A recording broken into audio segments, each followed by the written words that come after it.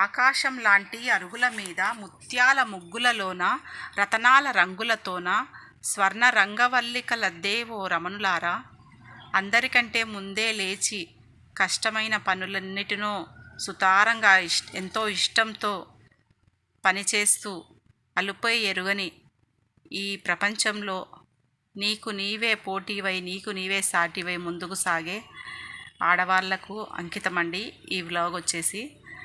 ఏం లేదండి, మనం నిర్వర్తించే పనులు ఉంటాయి కదా, ఆ పనుల గురించి నేను ఇవాళ చెప్పదలుచుకున్నానండి. వెల్కమ్ టు మై ఛానల్ అమ్మ దీవెన శైలజ. ఎలా ఉన్నారండి మీరందరూ? నేనైతే చాలా బాగున్నానండి. మీరు కూడా నాకంటే ఇంకా చాలా బాగుండాలని ఆ మహాశివుని వేడుకుంటూ ఈరోజు టాపిక్లోకి వచ్చేద్దామండి. నేను ఉదయం పూట చేసే పనులు తెలుసు కదండి. మా pet dog Bhairav Singh male German shepherd అండి. ఉదయం పూట ఇలా మానసిక ఉల్లాసంతో, ఎంత కష్టమైనా కూడా మానసిక ఉల్లాసం తెచ్చుకొని పనిచేస్తూ ఇలా సాగుతుంది నా దినచర్య. ప్రతి ఒక్క ఆడవాళ్ళు కూడా ఇలాగనే చేస్తారని నేను అనుకుంటానండి. మనం ఇంట్లో ఒక హరివిల్లులా పనిచేస్తేనే ఇంట్లో ఉన్న వాళ్ళందరికీ మనం సపోర్టుగా ఉంటామండి. ఆ సపోర్టుతోటే వాళ్ళు కూడా వాళ్ళ దైనందిత కార్యక్రమాలలో వాళ్ళు కూడా తమ ముద్ర వేయగలుగుతారండి. ఫస్ట్ ఇంట్లో ఒక ఆడవాళ్ళు చేసే పనుల మీదే ఇంటి విజయం ఆధారపడి ఉంటుందండి. ఏమంటారు మీరందరూ? సరేనా? లైక్, షేర్, సబ్స్క్రైబ్ అండి. కామెంట్ చేయండి మీకు నా టాపిక్ నచ్చితే గనక. ఆడవాళ్ళు ఒక్కరోజు ఇంట్లో లేకపోతే అంతా చిందరవందర గందరగోళం చేసేస్తారండి. ఇక్కడ టవల్స్ అక్కడ ఉంటాయి. ఒకవేళ ఇట్లాంటి నాలాగా ఒక పెట్ డాగ్ ఉంటే మాత్రం ఎక్కడ వెళ్ళలేని పరిస్థితి అండి.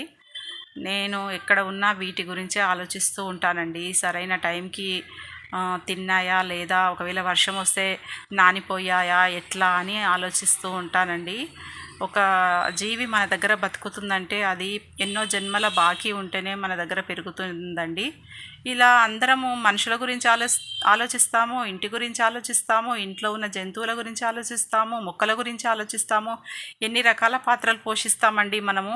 కరెక్టే కదా? మళ్ళీ అట్లయినా కూడా అలసట చెందకుండా అన్ని రకాల పనులు నిర్వర్తిస్తూనే గృహిణిగా, ఒక ఉద్యోగినిగా ఎన్నో రకాల పనులను తనపై వేసుకుని సతమతమవుతూ అయినా కూడా నవ్వు చెదరకుండా మళ్ళీ ఇంటికొచ్చి మళ్ళీ అన్ని చక్కదిద్దుకొని వెళ్ళే ఒక ఆడవాళ్ళకంటే నాకు చాలా గౌరవం అండి. నాకు ఇలా మన జీవితం గురించి మనమే గొప్పగా చెప్పుకోవాలి కూడా. అప్పుడప్పుడు చెప్పుకుంటేనే మనకు ఒక ఇన్స్పిరేషన్గా అనిపిస్తుంది. ఇంకొక విషయం అండి, ఈరోజు నేను పొనగంటి కూర తెచ్చాను. పొనగంటి కూర చాలా మంచిదండి. విటమిన్ ఏ చాలా సమృద్ధిగా ఉంటుంది. ఏ కాలంలో దొరికే పళ్ళు కూరగాయలు ఆ కాలంలో తినాలండి. ఉదయం పూట మనము లేచిన వెంటనే గోరువెచ్చటి నీళ్ళు తాగాలండి.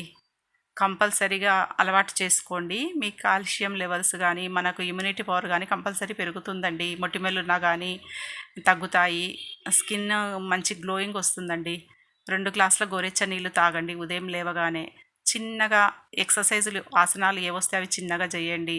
తర్వాత ఈ ఆకుకూరలు, క్యారెట్, మ్యాంగోస్ ఏ కాలంలో దొరికే ఆ పండ్లు అన్నాను కదా, అవన్నీ తినాలండి.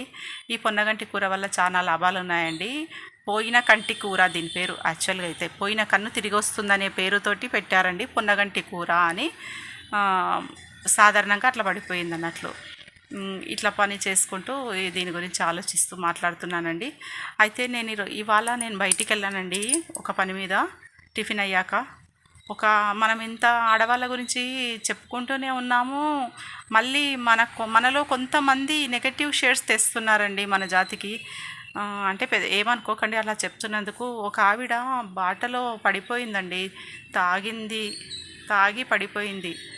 మన జన్మకే మచ్చ ఇలాంటివి సంఘటనలు చూస్తే. ఆర్టీసీ బస్సుల్లో కూడా అట్లాగే కొట్లాడుతున్నారండి. సో మనం మంచిగా ఉండి మంచి పేరు తెచ్చుకోవాలండి. Thank you so much. చిన్న వ్లాగ్ అండి ఈరోజుది. ప్లీజ్ లైక్, షేర్, సబ్స్క్రైబ్ అండి. నచ్చితేనే చేయండి.